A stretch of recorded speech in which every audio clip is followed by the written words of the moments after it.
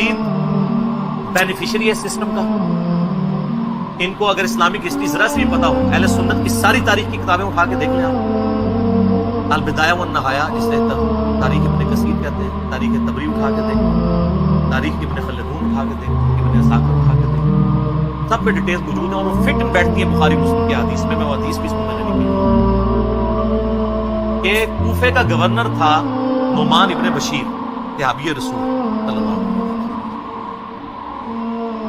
جب حضرت حسین علیہ السلام کے بارے میں پتا چلا یزید کو کہ یہ آ رہے ہیں وہاں پہ اور کوفے سے یہ ایک قیام کریں گے اور دعوت حق لانچ کریں گے، تب سے پہلا اس نے ڈسیزن کیا کہ نعمان ابن بشیر کو کوفے کے گورنری سے ہٹا دیا. یہیں سے اس کی 2 نمبری شروع ہو گئی ہے. یہ کہتے ہیں پروف دیں، پروف آپ کو پتا ہے کیا ہے؟ اس لیے کہ نعمان ابن بشیر صحابی تھے، ان کو پتا تھا حضرت حسین کے ساتھ تو میں کوئی نیگیٹو نہیں کر سکتا، وہ نرم رویہ رکھتے تھے. اور عبید اللہ ابن زیاد کو اس نے بھیجا. عبید اللہ ابن زیاد ایک ظالم آدمی تھا. صحیح بخاری میں انٹرنیشنل نمبر کے مطابق 3748 نمبر حدیث ہے کہ حضرت حسین ابن علی کا سر کاٹ کر عبید اللہ ابن زیاد کے سامنے تشت میں لا کے پیش کیا گیا. اللہ کی لعنت ہو، تمام فرشتوں کی لعنت ہو، تمام لعنت کرنے والوں کی لعنت ہو جن لوگوں نے حسین ابن علی کو اس طریقے سے شہید. یہ صحیح بخاری شریف ہے 3748 انٹرنیشنل نمبر کے مطابق، جس میں امام بخاری نے حسین کے ساتھ علیہ السلام لکھا ہے.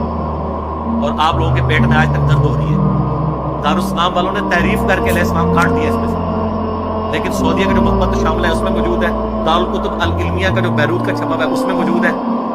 اور اہل حدیث کی جو سب سے بڑی سائٹ ہے حدیث کی کتابوں کی sunna.com، اس میں موجود ہے. اسلام 360 میں موجود ہے، اور اس میں بھی عربی میں علیہ السلام ہے، اردو میں مولوی نے رضی اللہ تعالیٰ عنہ کیا ہوا.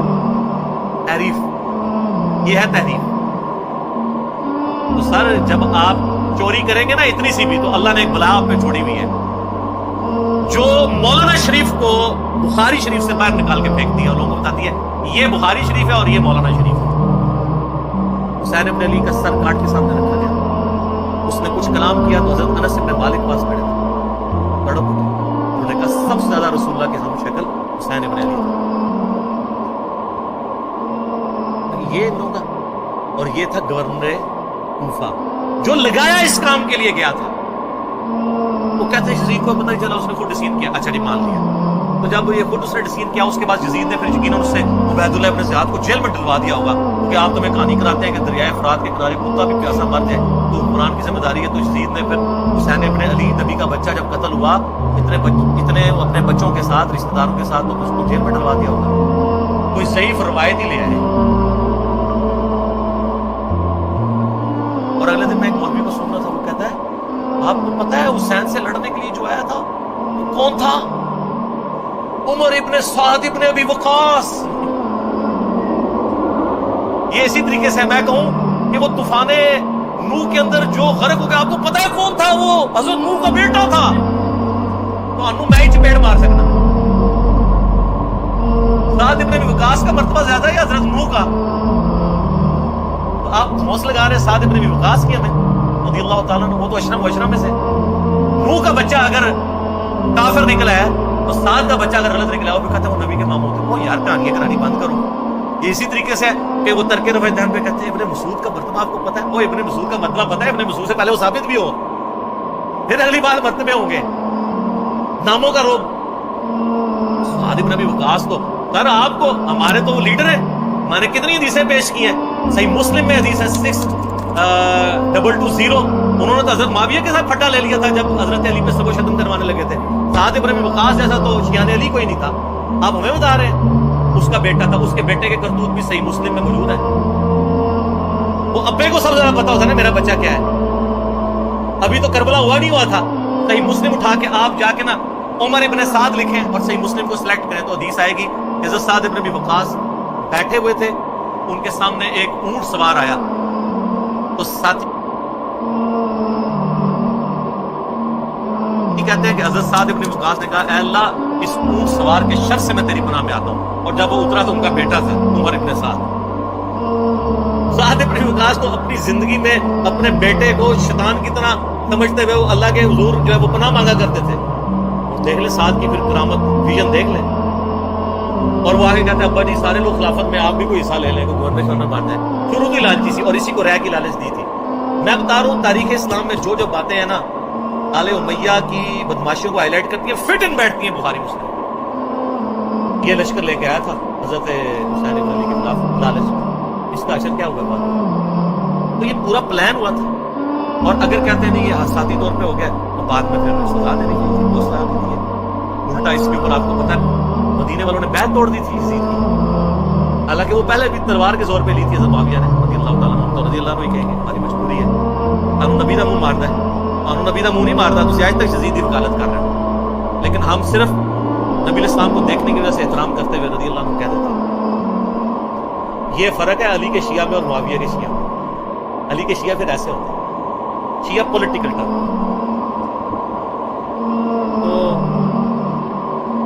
اہل مدینہ نے بیعت توڑ دی. جو یہ پیش کرتے ہیں بخاری مسلم سے کہ عبداللہ بن عمر جو ان کو سمجھاتے تھے یزید کی بیعت نہ توڑو, وہ جو جن کو سمجھا رہے تھے انہوں نے انجینئر صاحب کی ویڈیوز دیکھ کے بیعت توڑی تھی. وہ کون تھے؟ وہ بریلوی تھے, دیوبندی تھے, اہل حدیث تھے, شیعہ تھے, کون تھے؟ صحابہ اور تابعین تھے جو بیعت توڑ رہے تھے.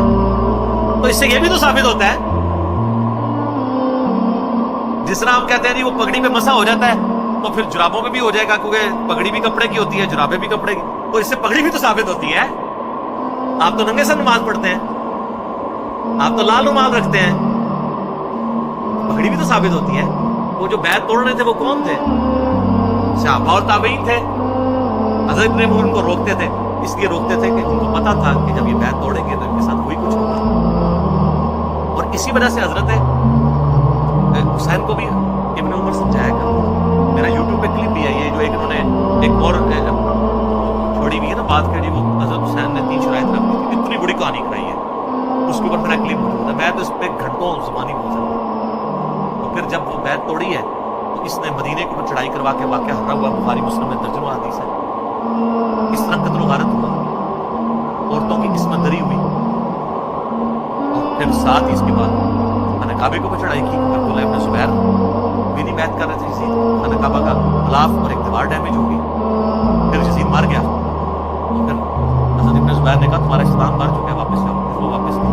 پھر 9 سال تک ابن زبیر نے خلافت قائم کی مدینے کے اندر. حضرت حسین ابن علی کے بعد ان کو خلافت کا موقع ملا.